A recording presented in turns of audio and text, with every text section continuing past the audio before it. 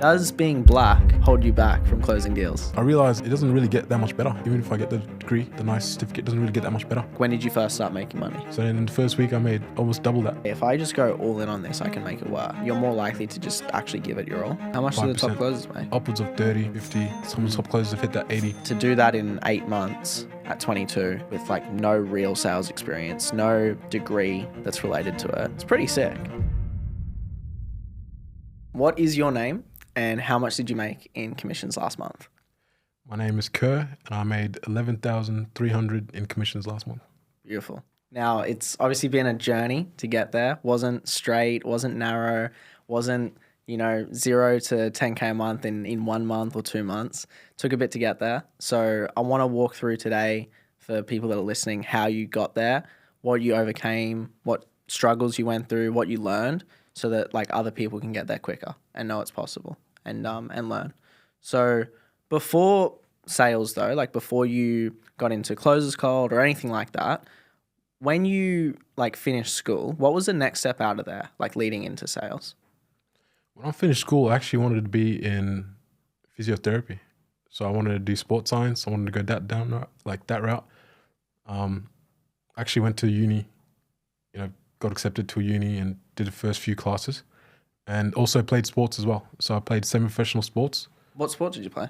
Soccer. Oh, cool. So I played like under a few next to the A-League, under the A-League. So played there for a little bit. It was very close to actually jumping into that next step, but just didn't work out. So I was obviously in uni. I'm doing that at the same time. And while I was there, it was a bit of a moment where, I had to focus on either the sport fully or just focus on uni and, go down that route of sports science. And during that time, I realized there's a lot of people in sports science. Like a lot of people drop down to sports science from higher degrees per se. A lot of people trying to get into sports science. So it's really, really saturated. And I thought, is this something that I really want to do? And I wanted to do sports full time. So I put a lot of energy into sports and then I decided to shift my focus into that. And it's very close to actually doing something. Went overseas a few times. Went interstate a few times, but it just didn't pan out the way you wanted it to work. So ultimately that door was, I guess, shut. But from that moment then, I just decided I wanted to go back. I had to go back into studying and go back into, I guess, the normal gist of things, which I went into project management. I shifted into project management, which was, I think, something that's close to you. What did you do? Construction? Yeah, I studied construction management. Yeah, it was a bit more practical. So I decided to shift into that, study more into that. And that was when I was fresh 18. So just doing, that same cycle for about 2 years, going to work and I guess studying and trying to plan for the future for the next 2-3 years. And how old are you now? 22. 22. Okay. Yeah. And so when you joined, or you had because you had the call with Anton, you were 21 at the time.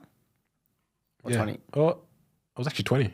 Yeah, you're 20. 20. Because I turned 21 about 2 months after that. Ah, right. Okay. And now you're 22. Hang on, wait. The math ain't mathing. Wait. Yeah. Wait, really? So if you joined in June and now it's February. My birthday's in like July. I had my birthday then. Oh. But now we're in February. I turned 22. I turned 22. I was 21. Okay, I turned 21. 22. Okay. Maths cool. is wrong. I turned 22 and I was 21. And so leading up to that, it was like soccer, studying, pursuing pro in soccer, close but not quite. And then when you realize that, you're like, all right, let's go back to working, studying.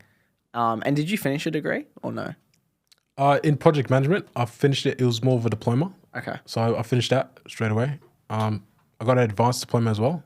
So 2 years in getting project management, I guess, certifications. But even then, that leads into when I first started actually going for the real jobs.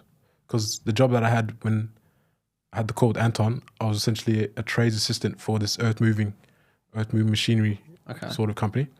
And it's just plumbers, those type of companies, they come in and get what they need, the tools they need and stuff they need. And it was one of those industries where you don't see the light at the end of the tunnel. You see the people, you see people in trades for about 60 years, people with I guess, hands that are charred over, people that do nothing but the tools, know nothing but the tools, and seeing that every single day. And I was very close to it. I wasn't a person on the tools, but I was providing for them, and I was very close. And I realized like that's really it's pretty much the same thing. Like it's the same thing every day. It's close to my industry as well, my project management. It's what I'll be stepping into. Right? And I realized that's not really what I want to do for myself moving forward in the future. And being there, I was there for about 2 years or so, because I had it was mixed. So I had times when I had uni, I had 3 days on the job. And then when I didn't have uni, 5 days on the job full time. I was there for like a year and a bit. And just being in that industry for so long, I realized like it doesn't really get that much better. Even if I get the degree, get the nice certificate, it doesn't really get that much better. And I started actually applying for jobs at the start of the year when I joined Close Call, applying for a lot of different jobs. I went through the end of interviews, a lot of interviews, but some of them didn't pan out. And I realized I'm competing with like 30-year-olds, like people that are shifting from different industries, competing with fresh kids who got 99 ATARs. Like I'm competing with a lot of different people, and we're all competing for the same thing, which is the same monotonous type, like the cycle of, I guess, the tools, but just maybe not tools, maybe in front of a desk. Yeah. Or, just meetings on meetings. Because in my job as well, we had a few meetings, we had a few branches who communicated with us. So a few times you had to sit down in boring meetings as well. So you're looking at all these things and you're like, damn, like for all this competition, it's not even something I really want to do. Yeah, it's like I might get 20K extra if I jump in. Whole lot more responsibility as well. I thought that's not really what I want to do. And that started that year. I was applying for tech sales jobs, because I wanted the skill of sales. I knew I wanted the skill of sales, but I didn't know how to go about it. I just said, I could try tech sales. A few people who've got different degrees jump into tech sales, so I jumped into tech sales. And had a few interviews, went to the last round, had a few mock interviews, mock calls. If I look back at them now, I was probably shit. But I realized like it's not that special. This is not that hard. Like people are jumping from, for example, being a doctor to tech sales because they want to make a change, and they're doing it easily.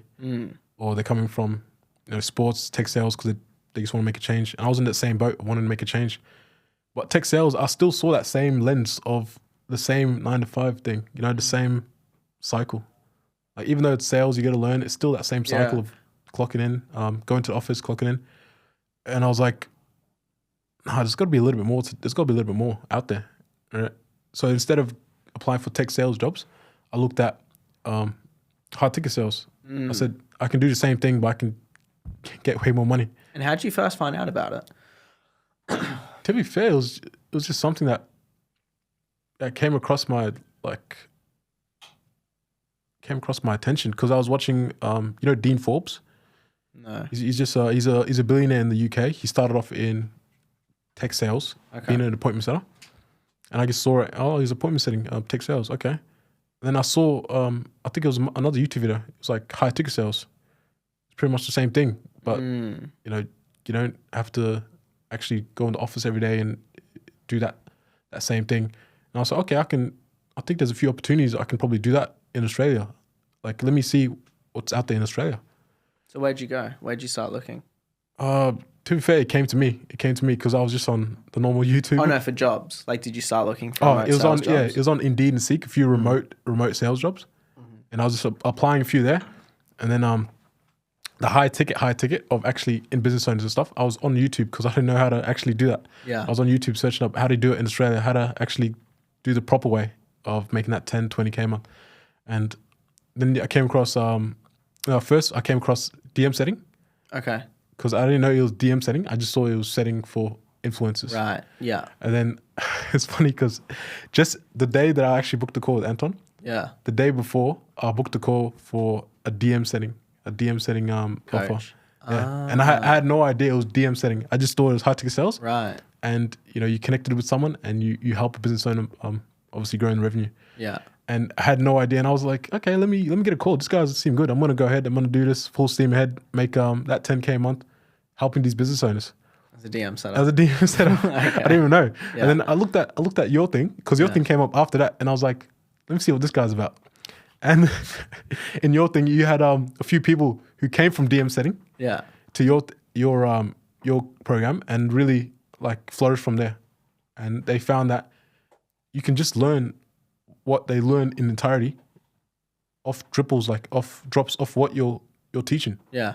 So I was thinking, wait a minute, why am I learning DM setting? I can just learn the whole thing. Yeah. Like the whole thing of closing setting. Yeah. And that whole spiel. So I saw you, booked a call with Anton, had a chat with him, and then he got like really clear on why exactly I wanted to actually make a change. Because I had this feeling in the back of my mind. I was like, oh, I want to make a change because like I don't want to do this anymore. But I didn't really know why, deep internally, why it didn't align with me. Yeah. And then Anton obviously had that conversation. It really cleared my mind on what I really want for myself. And it's funny because that was Anton's first call for Closers Cult. Yeah, because he was selling with me on Zach's offer, obviously. But yeah, that was his first call that he had with you. So that was cool. I'll always remember it as like that was like a milestone. What did he help you realize? Oh, actually, first of all, did you know it was a sales call? Yeah, I had no idea. I was a lay down either way. Like, I was ready to buy either way. I thought I was gonna meet you. I was like gonna have a chat with you. And then Anton turns up. Like, who's this fucker? Like, who the fuck is this guy? And then like, all right, but I'm ready to have a chat either way. So let me talk to whoever's there. And what did he make? What did he help you realize on that call that made you want to he just made me realize like it's my identity that I was really in conflict with, like who I wanted to be and where I was. There was a big gap there, and I didn't really realize that because I was doing the same thing. But he made me realize that to actually make that shift, make that jump, something's got to change. Something is really got to change, and it really settled me. And I was like, okay, you can't just research about high ticket sales and different jobs. You got to actually pull your foot out there and do the thing. Yeah, YouTube's not going to cut it. Yeah. And do you remember what video you saw from me initially? Like what it was about? I think it's just it's like a very generic title. It's like, before we get into high ticket sales, you need to know these things. Oh, okay. And then I watched that video, and then you just said about the hard work and... Oh, like the FAQ video? I think so. I don't know. Gotcha. It was just a very generic video, and I had a bit of understanding, but that one just cleared it out for me. Okay. It cleared out like, okay, this is not like easy. Yeah. Yeah. Not gonna work. Yeah, I'd like to be really clear about like the expectations. Like you've obviously seen, which we'll get into more specifics. Like it is not, for the most part, there's one caveat to this because there's a guy, Andy Cooper, who literally does work a few hours a day on the beach in Bali and makes 10K a month. But aside from him, like I do not want to set the expectation that you work a few hours a day on the beach in Bali and make 10K a month. Because for the most part, it's not, and you've seen that. But I think people respect that because they respect that it's like, yeah, obviously it takes work. When you're brand new, you don't have any skill. You need to like build yourself up. So you come in, you join Closers Cult, you're like, sick, let's get into high ticket sales. What did like the first month, first 2 months, first 3 months, what did that beginning part look like? Because you ate shit for a little bit. We'll get into it. But yeah, that first month I was like, I was going to calls in the evenings after work, just, sitting in, listening in. Wasn't really doing anything at all. And that was a month flew by. A month flew by, me just listening, writing notes, maybe jumping in on 1 or 2 role plays. And I saw a few people, doing things, like getting on roles, making a bit of money, while I was kind of cruising, going to J job, doing small things. So I was like, oh, hold on, this is not the effort that I wanted to put in. So then after that first month, that's when I really delved into it. I really put effort. And I think it was because of your dinner as well. We had a dinner with a few of the Melbourne boys. Yeah. And that was like a moment of like, okay, these guys are really putting in the work. These guys are really here. This is real. So it's time to act like it. Well, that was literally, a month into when you joined. It was like mid-July, I think. We had the first Melbourne dinner. I think, was that the first ever Closers Cult meetup? Might have been the first ever Closers Cult meetup. Like specifically for Closers Cult. I think it actually was, yeah. Besides the retreats, obviously. And yeah, it was just 6 of us. And that was the first time you met Levi, you met Sam. And yeah, I think you were the most beginner. You and Marcus, I think, were the most beginner out of everyone at that table. You obviously met Tristan as well. When you met those guys in person, like what did that do for your self-belief to actually like see, okay, these guys are actually real? Oh, like, I have no idea. Like these guys were talking about, I think 10K, 15K months. And you guys were just talking about like, oh yeah, I did that. And last month I did this. And I was like, hold on a second, hold on. I used to make about like that 4 or 5. Like, what's going on here? And you guys just talking about obviously different ways you went about it, stuff you learned. And I was just taking it all in. I was just on the side. I was like, okay, these guys can do it. And it's right there. Then I can do it too. Mm. And so the first month goes by. Second month, you're like, all right, let me lock in. You start showing up to more calls. You start doing more stuff. But it wasn't straight away. Like, what did those then few months look like? Like, what did you learn? But also, like, what held you back maybe from seeing results sooner? Would you say? To be fair, one big thing that probably held me back was a bit of fear in getting into like new roles, applying for new roles, because I set myself a little bit of a standard to go to like pretty much every call and make sure you write down notes, make sure you try to ask questions. But there was a bit of fear in actually getting out in the field, applying for roles until what were you afraid of? I don't know. I feel like I just wasn't ready. I feel like I didn't have the right setup. I feel like I didn't have enough experience. Like a lot of those fears. And then I just thought to myself, like, doesn't really matter. Just do the thing no matter what. Like, who cares? Yeah. So it was mostly mindset. Yeah. To just actually go out there and apply. Yeah. Because I remember when I first joined, I had a different laptop. I bought a MacBook. I think that second month I bought a MacBook. I felt like because I had a different laptop, I couldn't do it. Like, yeah. I thought like, it's a bit slow. Like it's not as clear as a MacBook. Like, you can't do it. You can't do it. Just leave it. And after I bought the MacBook, I was like, all right, there's going to be more fears coming in, but what are you really waiting for? You got the perfect tool. Yeah. Like, just do the thing. And I just started. Because then we started you on a few offers. You started on the fitness offer. Obviously, I remember that. That was, I think, in your mind, that was never like a forever opportunity. You were kind of just using that for reps, I think. Yeah, I wanted to get out there. Yeah. And then you landed a closing role. I mean, it wasn't the best closing role, but you landed a closing role alongside that, didn't you? Yeah, I did, yeah. What was that? What offer was that? It was like an AI arbitrage. And That's right. It was really good. It opened my lens a bit to like real people, obviously. I had like 2-3 closing calls, which was like, what do you mean real people? Like like real conversations? Like real conversations, about real topics. Like fitness is that industry I was a bit more of a consultant than the actual salesperson. Yeah. So once I jumped into this AI, I was like, all right, these guys want to solve this specific problem, which I don't know yet. I've got to understand a bit more. And then actually have that conversation, take them through the whole process, and then ultimately pitch the price, and then handle that and try to get the money over the line. Yeah. If they have the money in the first place. Yeah. And I saw the whole thing. I was like, whoa, it's kind of fun. It's kind of fun, but it's a bit hard too. So I can see where a lot of the skill bleeds in. How many calls did you take for that company? It was self-setting. So I set myself, I didn't even know it was self-setting. For the first week, I was setting for others. Okay. And I set like 7 appointments for others. It's just fucking, could have been mine. But I set myself like 5 calls that showed. And yeah, it was so fun. Two of them I went to objection handling, makeshift objection handling. And that was a fun experience. It's just like the real thing. Like it was a bit like the role plays, like people just say whatever's on their mind. Yeah. But you can see on people's faces there's a bit of fear, there's a bit of uncertainty. You can see the discomfort. And yeah, just learning that you gotta actually guide them through it. That was like a big eye opener for me. Did you close any of the 5? I didn't per se close any. Okay. Like at the time I thought I closed one. Okay. But he was like, I'm gonna pay after. He had no money. So he's like, yeah, can you guys take a deposit? And then obviously we get him on the payment plan. Yeah. And unfortunately the offer didn't have a deposit option for some reason. It didn't have like the 5% deposit option, which was about $500 or something like that. Yeah. So I was over there like, can you guys get a deposit? I'm trying to get this guy closed. Can you guys get his deposit? And everyone else just doing their own thing. There's only about 6 or 7 people. Yeah. And I'm like, I'm about to close this guy. Someone help him out. And that just fizzled out. And then I didn't get it closed.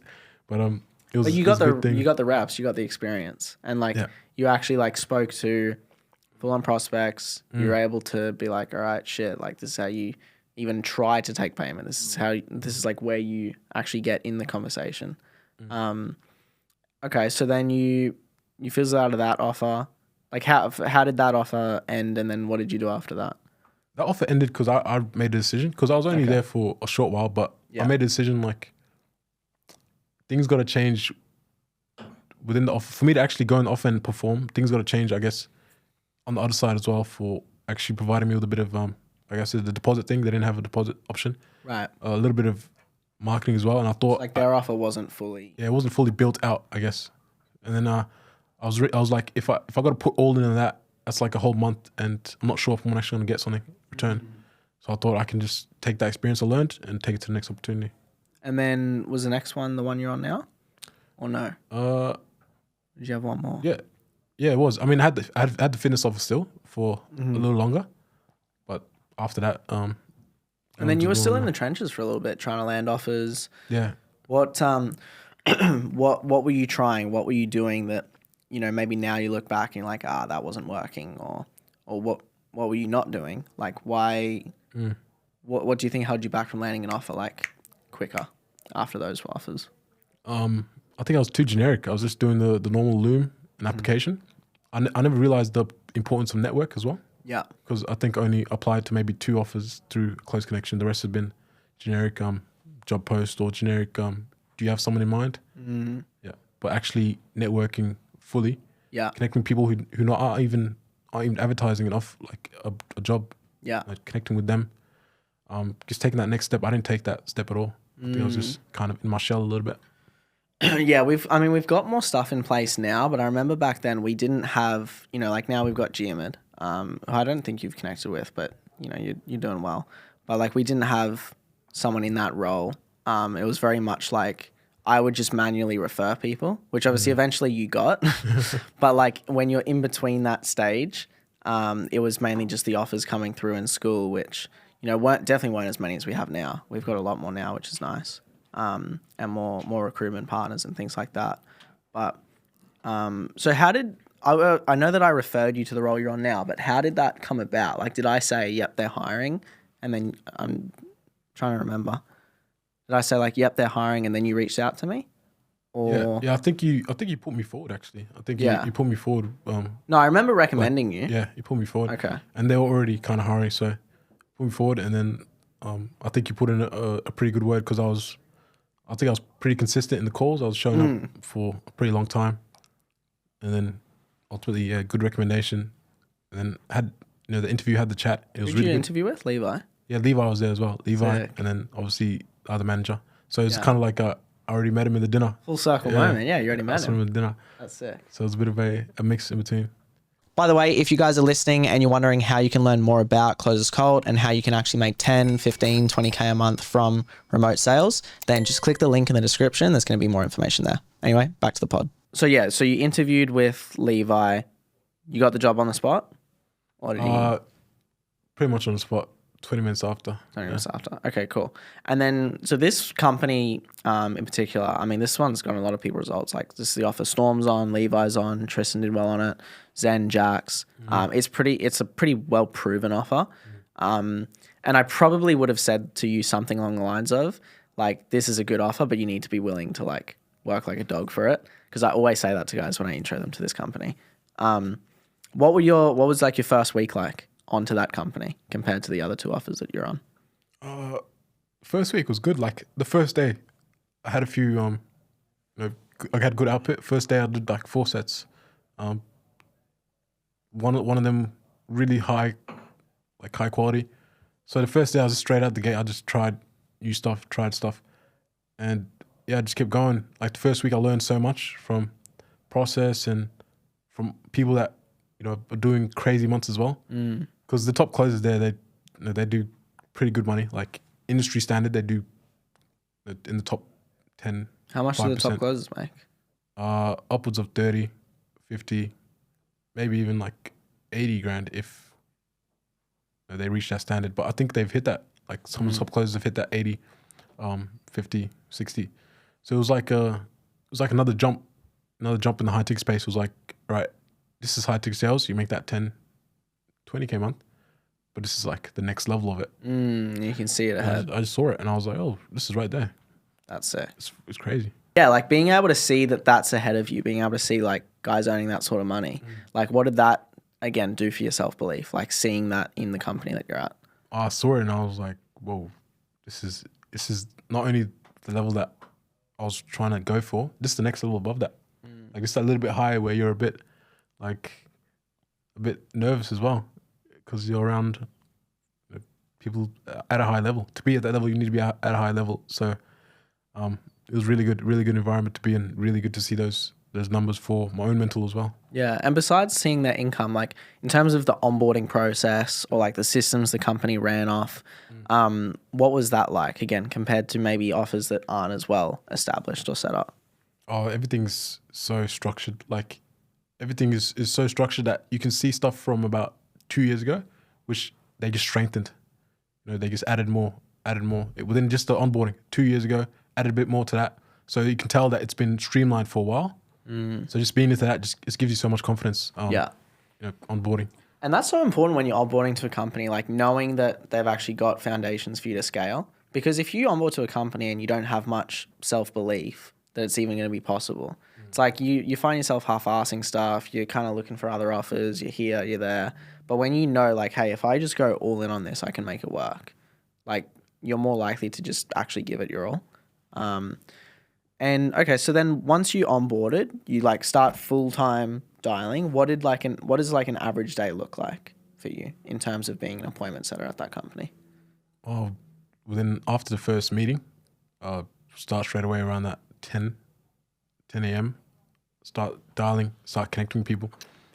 Just keep going. Like you can obviously take breaks when you want, but just try to connect with the most people within that set frame. And keep going towards evening times, because evening times as well is a good time to connect. So just trying to connect with people, trying to organize, trying to confirm, do the best you can within that 10, 12 hours. And were there any like mental challenges or roadblocks you had to get over, like to actually put in that output, or were you already used to it from the other two offers you did? Oh, to be fair, I was pretty used to it. I mean, I was waking up at 5 a.m., 4 a.m. sometimes for the other offer. So to wake up at a normal time and then just put in the work, obviously during the times my body's fully awake. Yeah, it was a bit better. I was ready to do it. And in terms of like break down the actual appointment setting process for people that maybe don't understand. Like maybe they're new to remote sales. They hear like closer, DM setting, appointment setting. Just like when you joined, you thought DM setting was like the same, right? Yeah. Where does appointment setting fit in like the sales ecosystem? I reckon appointment setting is probably one of the most important parts of the closing cycle, because it moves people from, being curious, like I said before, Anton, being curious to really understanding what's wrong and why they want to fix it. All right. And then once they understand that, they want to see the options to actually solve their problem. And that's on the closing call. They can see the options, see what they can do to actually fix their problem. So I think appointment setting is that middle block of people being a bit curious, to understanding really what's behind that curiosity, what really has them looking to make that change. Just having that conversation with them.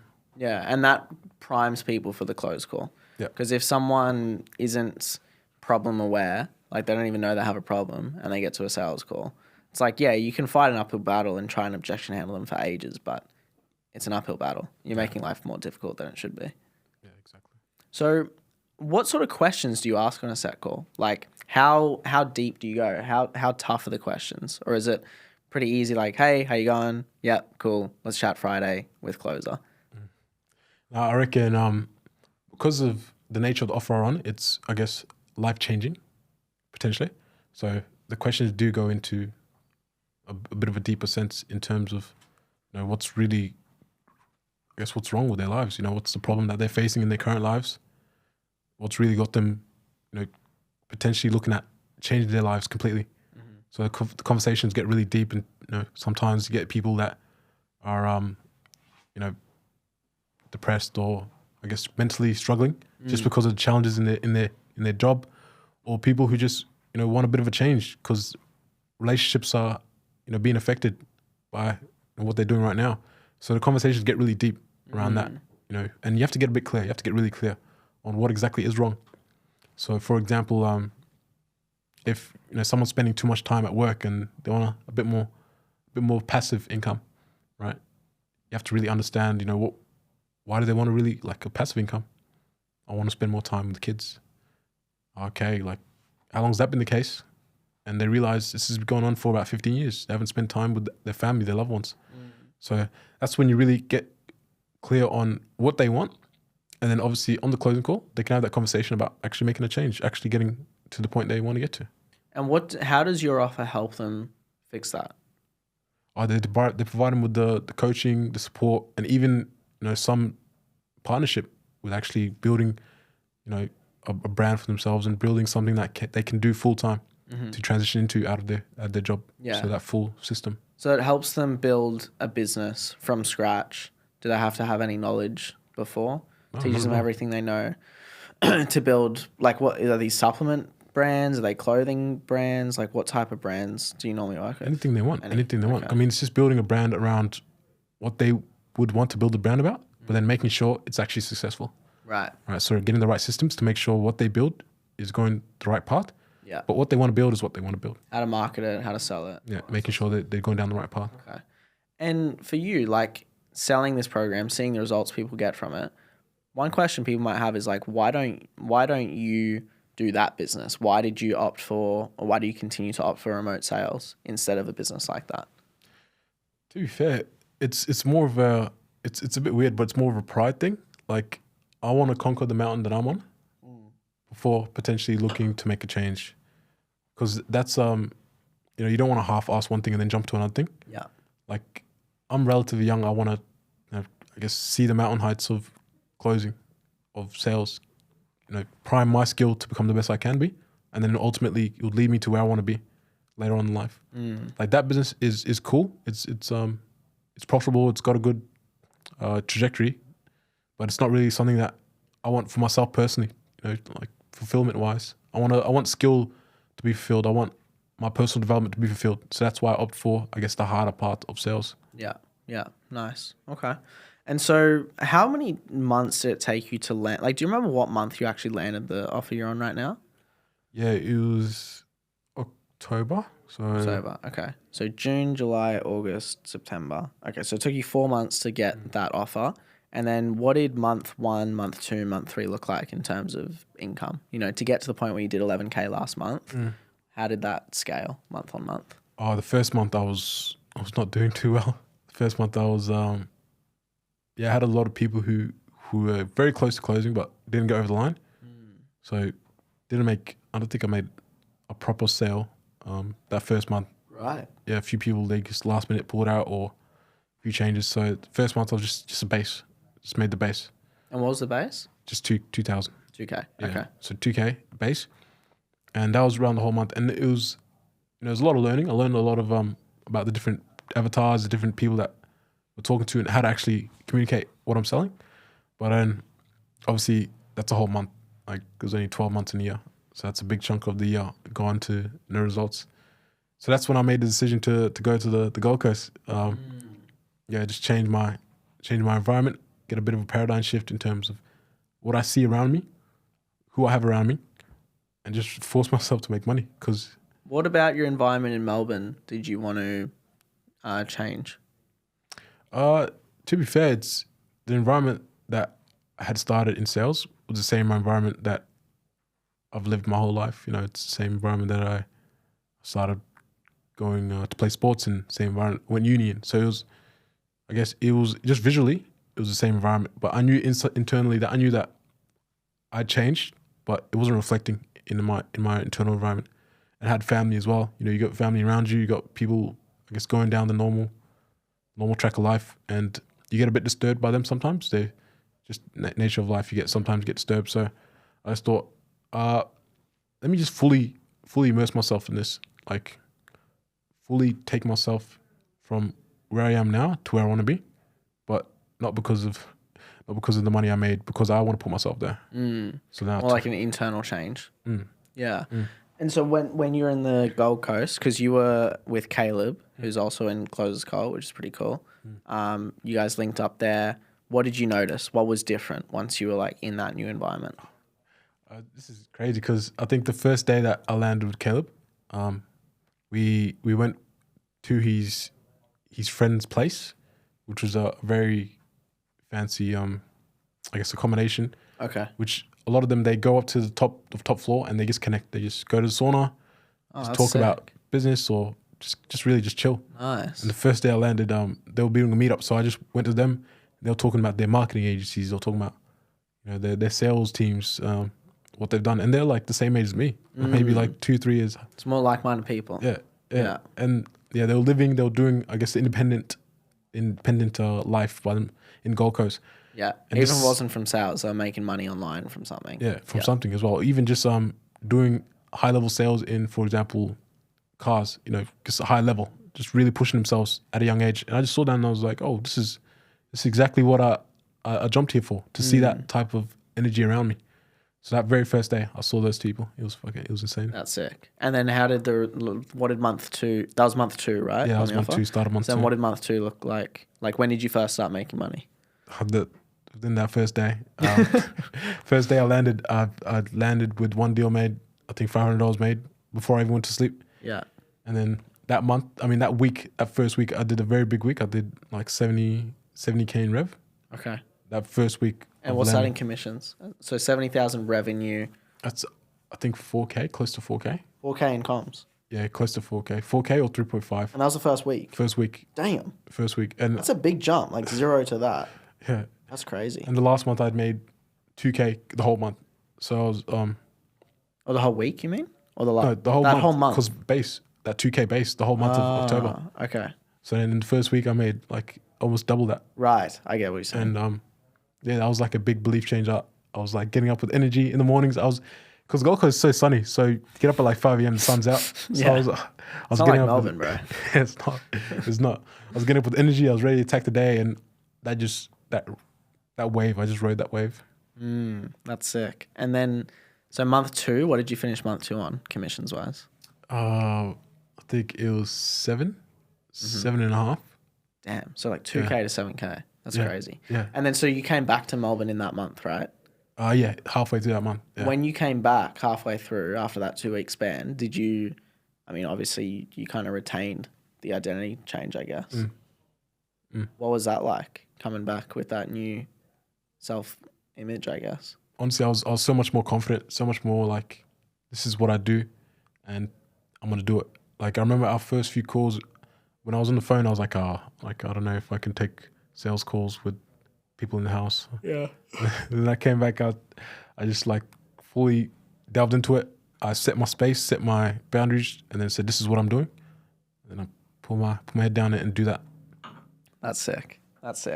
Yeah, I remember when I went, I had a pretty big identity shift when I started to travel, and then I came back to Brisbane, and I was like, nah, like I'm a different person now. Because then everything else kind of flows on from that. Everything really at the end of the day stems from identity and like what you see yourself as, what you see you're capable of, your self-belief, your limiting beliefs, all that sort of stuff. Cool. So month 2, you do 7.5, you said? Or 7? Yeah, around then, yeah. And then month 3? Month 3, I did, again, I think 8. And month 4? Month 4, I did 11. That's sick. And that was last month, January. Yeah. Sick. That's so cool. Because it's like, even though you went through a lot, and I remember thinking before we were going to do this, I'm like, yeah, damn, Kerr went through the trenches, Kerr went through some shit. It wasn't like straightforward like some guys. But when we zoom out, 8 months. 8 months. And, I'm sure in 4 months, and another 4 months will be in an even better spot. And that's 1 whole year in the space. And then when you zoom out and you compare that to so many other careers where, you can go to university if you want, but 4 years, then you get a degree, then maybe you make 6 figures a year in that job. And each their own, right? No judgment. But to do that in 8 months at 22 with like no real sales experience, no degree that's related to it, it's pretty sick. I think oftentimes I forget like how like cool that is compared to so many other industries, because I'm just in it and I've been in it for the last 5 years. Like it's so normal now. So I forget what it's like to go from zero to hero. I saw you laughed. Yeah, because you've been in space for so long, and for me it feels like I've been in long, but I've only been 8 months. Yeah. So it's crazy. You've been in 5 years Since 2020, August 2020. So yeah, like 5.5 years now. Yeah, it's pretty crazy. The space has changed so much.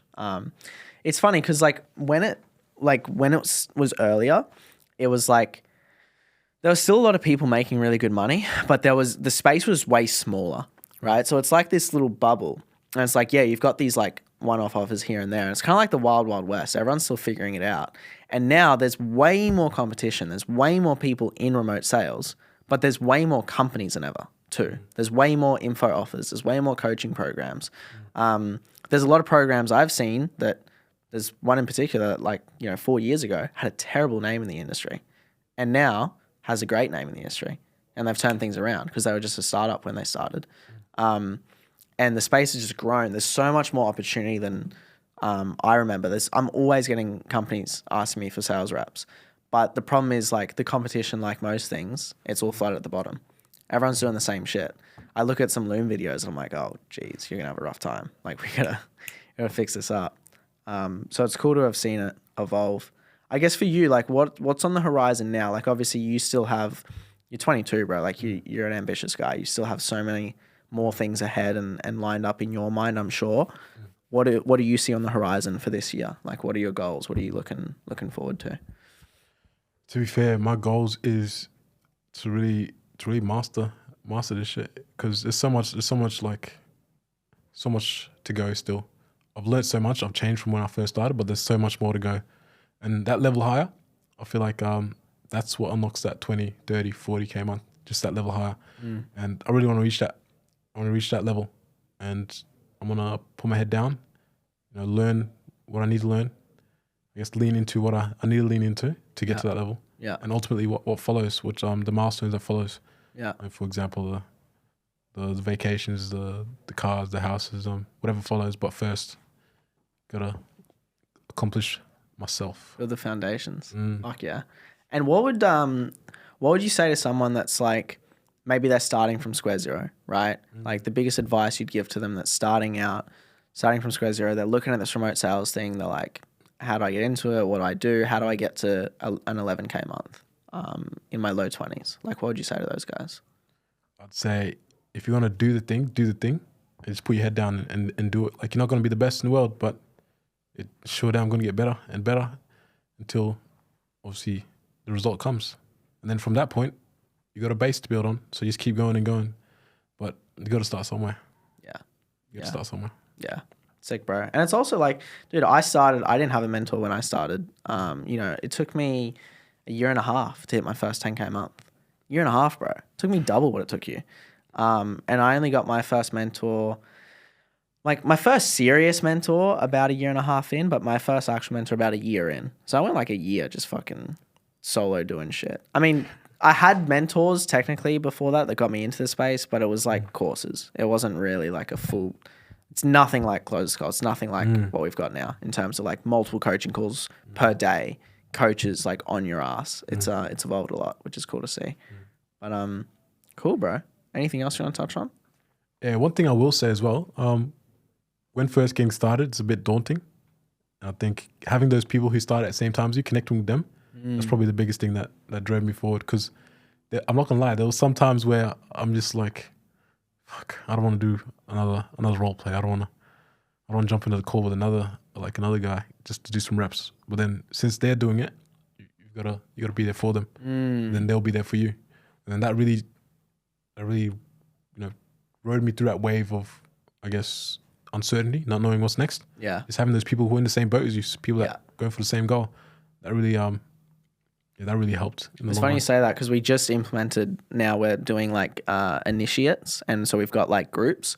So when people onboard now, you've got like your cohort that you're with, and it's like, cool, they're your role play buddies, and like you have that, because we noticed that as well. Like some people are feeling like on their own, but then the guys that started role playing with each other, they just like excelled way quicker.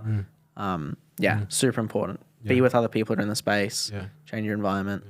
I mean, that's what got me to Gold Coast in the first place. Because me and Caleb, we'd had like not a lot of calls, just role playing, or a lot of calls just catching up, seeing where others at. And I said, all right, let me get on a flight. We'll lock in together, and yeah, it started the whole role. Just being with someone that was on the same journey. Oh, one last thing before I forget. Does being black hold you back from closing deals? No, it doesn't. It doesn't. It's all in here, bro. It's all in here. It's all in here. I promise it doesn't. It's so funny, bro. I had a guy the other day that asked me, he's like, bro, like, I gotta ask, like, I'm black. Like, is that gonna hold me back? I swear. I had that same belief as well. I'm like, did ya? I'm like, oh, I can do it. Then you look around the real world. Yeah. There's billionaires that close deals for multi-million-dollar companies that come from all different backgrounds. Yeah. So like, it's all in the head. It's all in the head. It's about your skill as well. If you're good enough, like, they can't say no. I agree, bro. Like, I get old people asking me, like, oh, I'm old. Like, I see all you young guys. It's like, yeah, if you let you being old be a problem, it will be a problem. If you let whatever fucking barrier you want to put, it will be a problem. 100%. We got guys like Gertage, looks completely different as well. Yeah. You got people from all kinds of different backgrounds. So you just got to make it the reason you make it work. Exactly. And I'm not gonna lie, that was a bit of a driver as well. I was like, no, I've got to make this happen because I haven't seen this before from like around in Australia at least. So I've got to make it happen, try it out because I'm gonna be the first. Pave the way. Fuck yeah, cool, bro. Well, on to bigger things, and when you hit the 20s, the 30s, we'll run it up again. But it's good to celebrate the milestones, and 10K is a good milestone, bro. To do it 8 months in from nothing, that's sick. So cool, bro. Appreciate you. My guy. By the way, if you guys are listening and you're wondering how you can learn more about Closers Cold and how you can actually make 10, 15, 20K a month from remote sales, then just click the link in the description. There's going to be more information there.